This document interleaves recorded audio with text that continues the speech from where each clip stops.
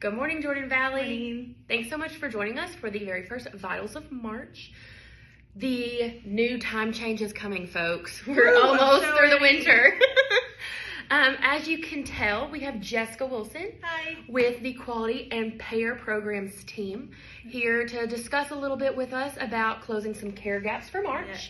If you are not already aware, March is the national month we recognize colorectal cancer and try to connect the dots with what care gaps might exist at Jordan Valley to help cover our patients for colorectal cancer. So, Jessica, why don't you go ahead and tell us a little bit more about what we are doing or what we are encouraging at Jordan Valley to help cover those care gaps?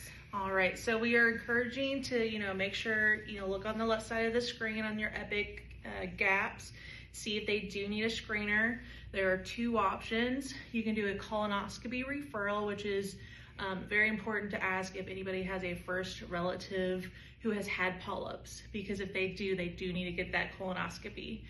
The other option is the Cologuard, which is a quicker process for those who can't take off work, get a ride. Always give that as an option. And then if they don't want to do that, then send that referral. Yeah.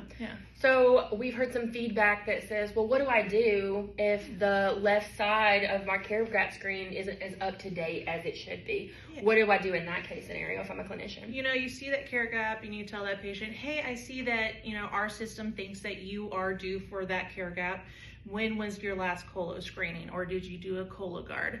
Ask those questions and they may remember, and they may at least know the facility so we can get that updated. Okay, great. So just to cover all of our bases, if our screen is showing that there is a gap, just go ahead and ask that secondary question. Yes. When was your last screening? Yeah. Okay, awesome.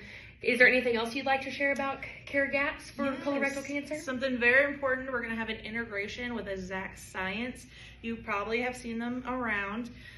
We'll be having bidirectional communication with Epic. So now when you see that patient be pulled up, you can click on the side to see, you can order it right away. They can get automatic patient assistance.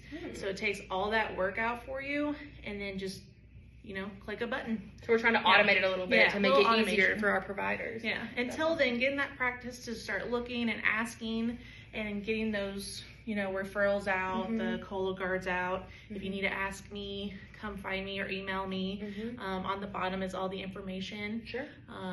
Anything I can do to help. Awesome. Well, thanks so much for joining us this morning, Jessica.